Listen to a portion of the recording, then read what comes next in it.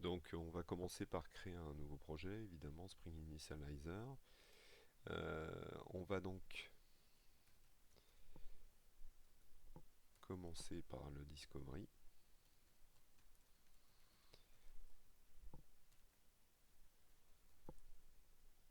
Donc je vais l'appeler Live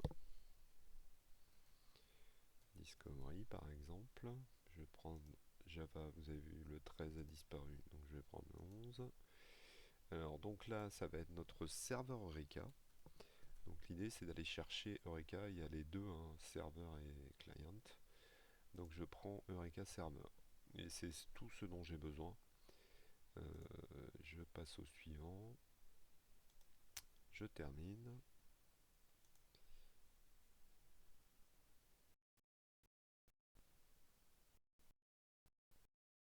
Et voilà, il m'a généré mon projet.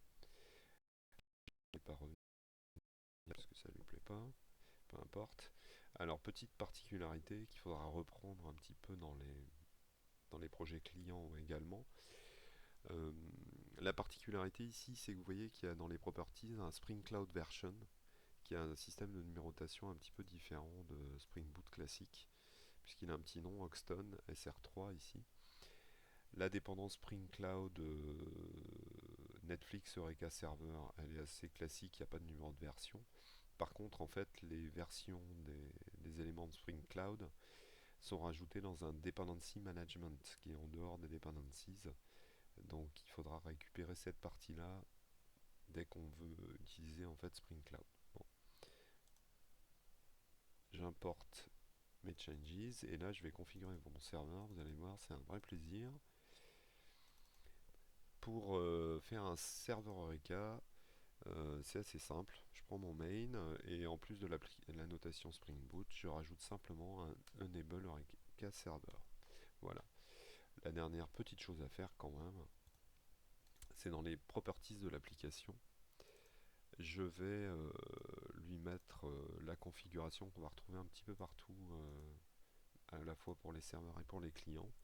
Donc je vous ai dit, hein, le truc important, le spring.application.name, c'est lui qui est utilisé de manière systématique comme clé d'enregistrement des services. Donc c'est ce nom-là qui va falloir utiliser dans l'annuaire. Ils le mettent en majuscule, mais c'est le même principe. Là, est-ce que l'application serveur a besoin de s'enregistrer en tant que client? Évidemment que non. Fetch registry doit être mis à false. Et le truc important, le serveur port. Là, j'utilise pas de Docker Compose, donc j'ai tous mes services vont être déployés sur localhost, donc je vais leur donner un port différent chaque fois. Donc le 8761 pour Eureka Server. Donc je lance.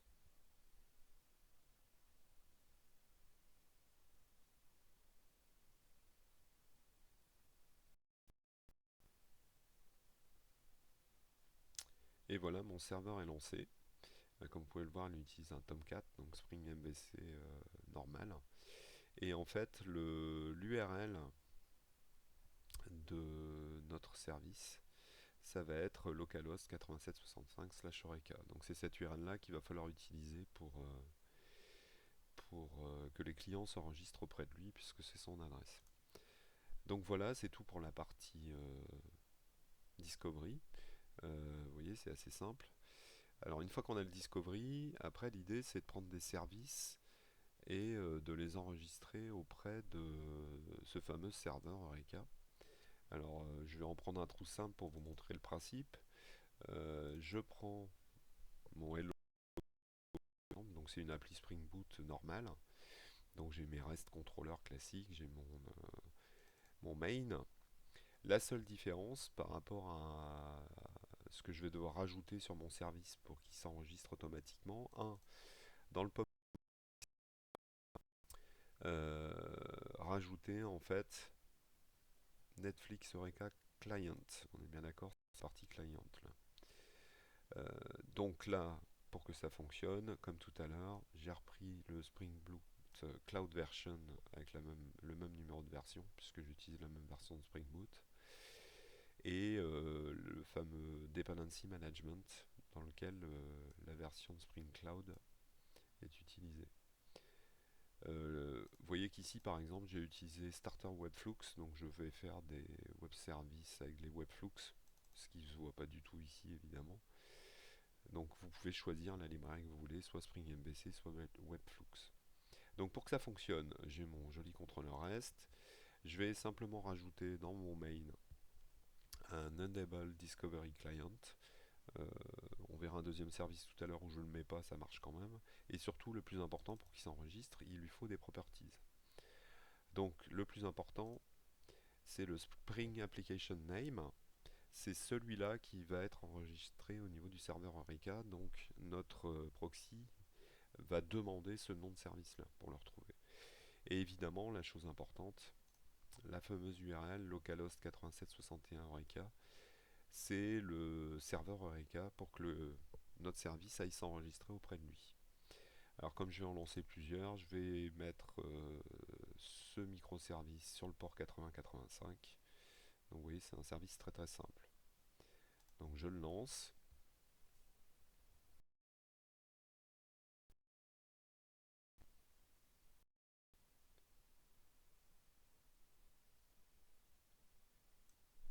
Je vais prendre un deuxième service, histoire qu'il y en ait au moins deux de microservices. Donc même architecture, hein, sauf que là je prends le starter web, parce que j'ai envie de faire du Spring MVC classique et pas de Flux ni de Mono. Je rajoute la dépendance sur l'Eureka Client. Dans les properties, ici je vais lui donner un autre nom, évidemment il faut qu'ils aient des noms différents. Je vais l'appeler hôte. Je lui redonne l'URL, je choisis un port qui n'est pas pris, le 8086, et là je vais écrire un super web service d'authentification sur /login, un login, un mot de passe par request param. Je vérifie bêtement si le login est égal au password, je considère que c'est OK. Je génère un token avec un super encryptage, tout uppercase, et je renvoie dans le champ autorisation ce token en vireur. Voilà. Bon, là vous pouvez évidemment reprendre la partie du tuto sur Spring Security avec les tokens JOT et simplement rajouter la couche Eureka Client pour pouvoir éventuellement l'enregistrer. Du coup, je lance ce service également.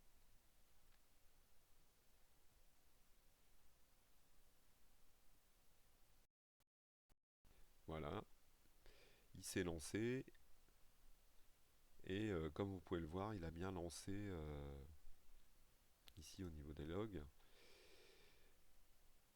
Il s'est bien enregistré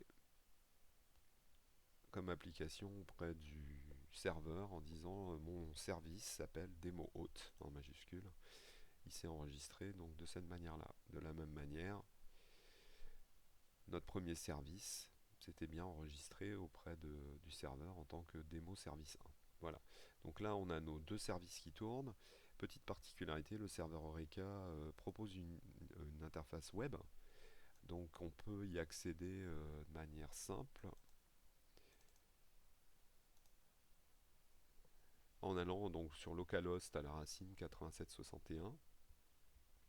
Et donc là, vous voyez en fait que les deux services sont bien lancés, nos deux applications de microservices, démo service 1, avec tous les deux un statut de up et les URL correspondantes de nos services.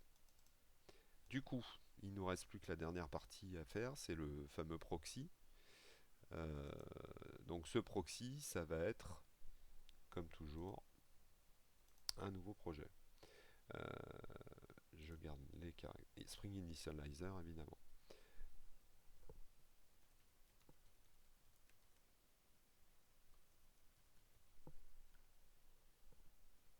On va prendre le même groupe ID, peu importe.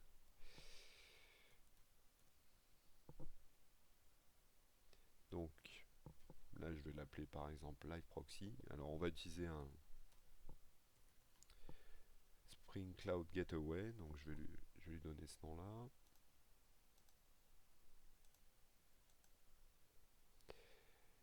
Donc là je vais chercher Spring Cloud Gateway, évidemment, puisqu'il va jouer ce rôle là.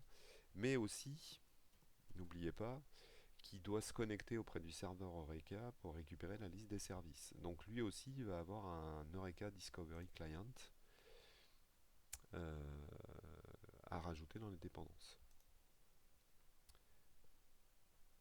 C'est tout.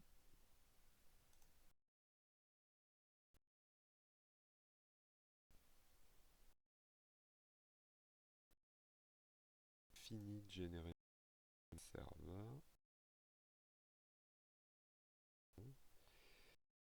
Simplement lui rappeler que je veux pas faire de Java 11 mais du Java 13.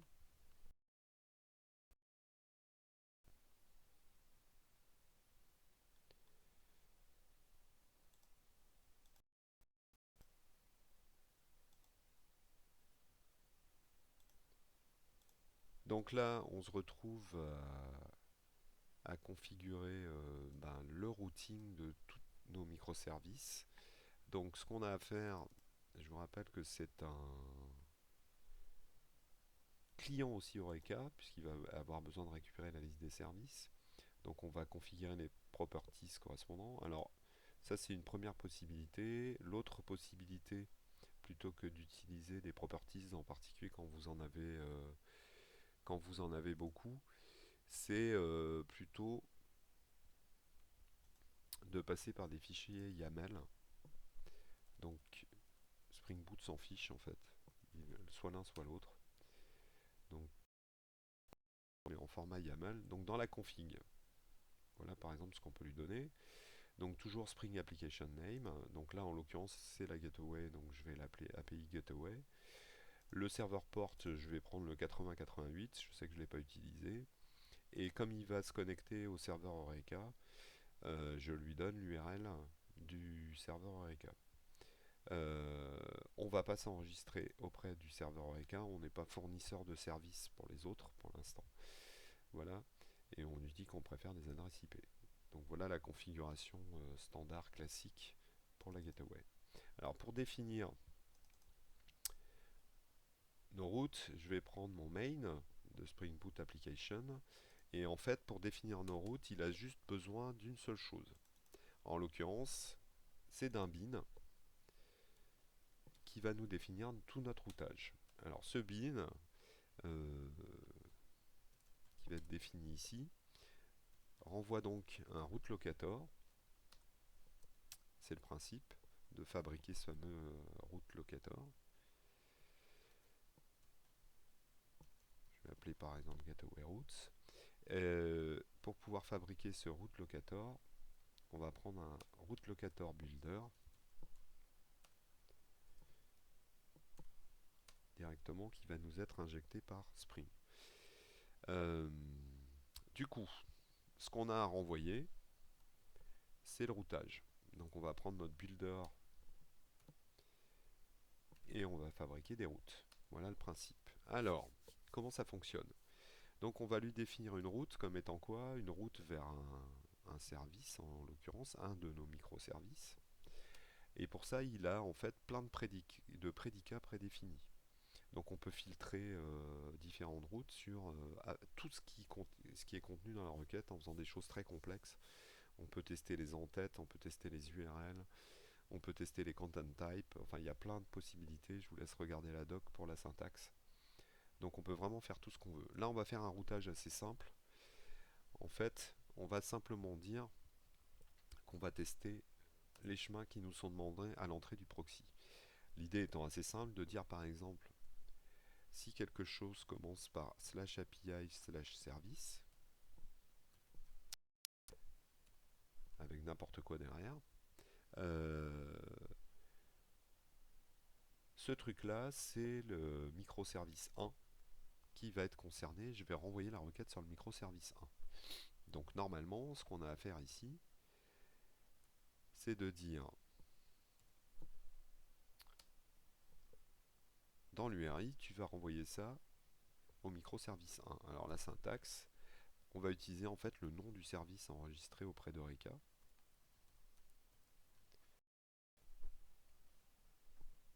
Qui est sous cette forme-là. Donc là, je lui dis, cherche dans les services Eureka un service qui s'appelle Demo Service 1, il va récupérer toute l'info là-dessus. chaque service ayant un ID, je vais lui préciser que mon service s'appelle par exemple service 1. Voilà. Donc ça permet de définir une première route. Alors il y a un petit problème quand même dans cette définition de routage, c'est que là, quand je vais prendre comme URL d'entrée get slash API slash service slash Toto, par exemple, pour appeler le get sur slash name, il va renvoyer directement sur démo service 1 un get sur slash API slash service slash Toto. Or, mon service tourne à la racine sur slash, donc il s'attend à avoir slash Toto directement. Donc là, l'idée, ça va être simplement, entre les deux, avant de lui renvoyer la requête, on va appliquer un filters, sur la requête en lui disant tu vas réécrire l'URL demandée en enlevant ce qu'il y a au début, donc le slash API slash service. Alors pour faire ça, je vais simplement lui donner une règle de réécriture en lui disant tu vas réécrire le pass, rewrite pass, et donc tout ce qui est alors là il attend une expression régulière, hein. Donc je vais devoir lui donner une expression régulière. Et par quoi je vais le remplacer? Donc en l'occurrence, l'expression régulière, je vous la donne, pour dire tout ce qui commence par slash API slash service. C'est ça. Alors le remains, en fait, il va capturer tout ce qu'il y a derrière. Donc s'il y a slash API slash service slash Toto qui est appelé, remains va capturer le slash Toto. Donc du coup, on n'a plus qu'à lui dire tu vas remplacer l'URL d'attaque slash API slash service slash le reste par le reste que j'ai appelé remains. Voilà le principe. Donc en fait on lui dit juste d'enlever le début de l'URL. Et du coup, si on fait un get sur slash API slash service, il va renvoyer un get slash au service 1, ce qui est bien ce qu'on attend. Et s'il passe un nom slash API slash service slash Fred, il va renvoyer un slash Fred, ce qui est bien ce qu'on attend sur service 1. Donc voilà ma première route. Ça c'est pour la première. Donc l'idée c'est évidemment de les enchaîner. Donc je vais refaire une deuxième route pour notre deuxième service. Et là l'idée c'est de dire si le chemin d'accès de la requête commence par slash API slash hôte, donc avec n'importe quoi derrière, donc en l'occurrence c'est slash login qui devrait être appelé, ce que je vais faire, même principe, je vais filtrer pour réécrire, puisque sinon il va lui envoyer une requête. Alors c'est du post là en l'occurrence. Il va lui renvoyer une requête post sur slash API slash auth slash login. Nous on veut juste garder le slash login, donc je filtre. Donc j'enlève tout ce qu'il y a au début. Ensuite je lui dis, dans ce cas là tu vas attaquer l'URI. Donc même principe, je lui donne le nom du service, je l'ai appelé démo auth. Ça c'est le nom Spring, hein. Et ce service-là, je vais lui donner comme ID service hôte, par exemple. Donc voilà, j'ai défini deux routes. Il y a une parenthèse en trop qui s'est insérée. Ça, c'est le service hôte. Donc, l'idée, ça va être de dire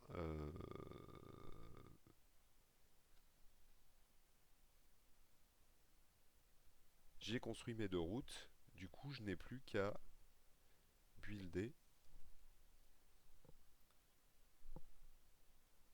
Ah, j'ai encore un problème de parenthèse. Voilà, j'ai fini ma route. Et du coup, je build et je renvoie tout ça au serveur. Donc là, en fait, j'ai défini deux routes. Une vers le service 1, une vers le premier microservice, la deuxième vers le deuxième microservice. Voilà, c'est plus propre comme ça. Du coup, vous pouvez là aligner en fait vos conditions pour savoir sur quel service. Alors, ce qu'on peut rajouter, c'est Istrix en disant si un service ne répond pas, j'ai un fallback qui permet en fait de rediriger la requête s'il y a un timeout et que le service est arrêté vers pour envoyer une autre réponse que le unavailable classique ou service arrêté. Ben voilà, c'est tout. Tout est configuré. J'ai plus qu'à lancer.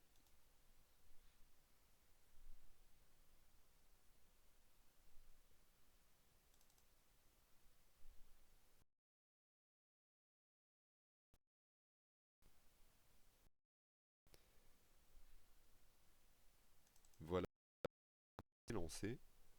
Donc là, pour le tester, je vais faire un petit client HTTP avec IntelliJ pour être plus simple. Donc, premier test de requête, get. Alors, tout va se dérouler évidemment en attaque sur le proxy. En l'occurrence ici, Spring Cloud Gateway. Donc, je suis sur localhost 8088. Et donc là, je vais attaquer mes URL telles qu'elles sont définies dans ma table de routage. Du coup, si j'attaque /API/service, normalement, vu le routage qui a été défini, je vais attaquer service 1 à la racine. Voilà, j'ai bien un 200 OK. Bonjour le monde de service 1. Donc c'est bien service 1 qui a reçu le message, il a récupéré la réponse et il me l'a renvoyé de manière complètement transparente. Si je veux attaquer la deuxième méthode du contrôleur, vous vous souvenez, je lui passais un nom derrière. Donc là, même principe, bonjour de service 1 à Fred, j'ai bien attaqué le deuxième. Du coup, mon deuxième microservice, vous vous souvenez, c'était le service d'authentification. Du coup, j'attaque toujours le proxy. La seule chose, c'est que pour mon filtrage et mon système de routage, j'ai défini que ça commençait par /API/auth. Du coup,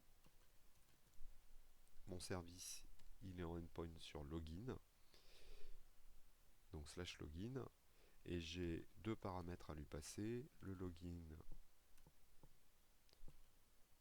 le password. Donc pour que ça passe, il faut que ça soit égal. Je lance ma requête, j'ai bien mon 200, il m'a bien envoyé mon authorization bearer, mon super token.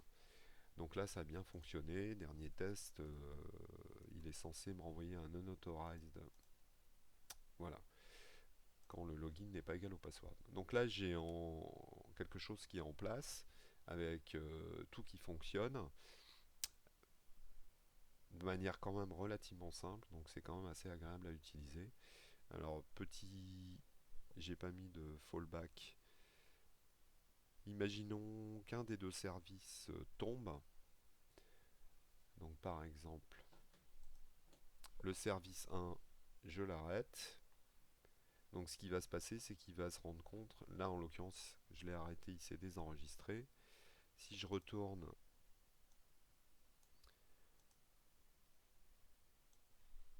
sur l'IHM, vous voyez qu'il n'y a plus que le deuxième microservice qui tourne, qui est up, l'autre a été enlevé. Et donc du coup, si je retourne sur mon serveur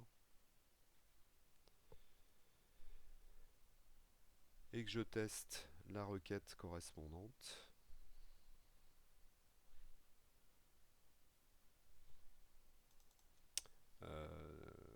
par exemple celle-ci, qui tout à l'heure nous renvoyait un 200, là j'ai une connexion refusée avec un internal server error. Donc là, il faudrait utiliser Istrix pour récupérer la main et renvoyer un autre type d'erreur. Puisque là, le service est carrément désactivé puisqu'il s'est désenregistré. Et voilà, donc on a une architecture minimum assez sympathique et vous voyez pas trop difficile à gérer. Donc ce que je vous conseille de faire, si vous l'avez déjà fait avec les... Si vous l'avez pas fait, ben, prenez cette architecture-là avec Spring Cloud Gateway. Si vous l'avez déjà fait avec Zool, essayez quand même de regarder si vous pouvez migrer. Vous voyez, c'est pas très difficile. Donc je vous souhaite un bon amusement avec Spring Cloud. À bientôt, au revoir.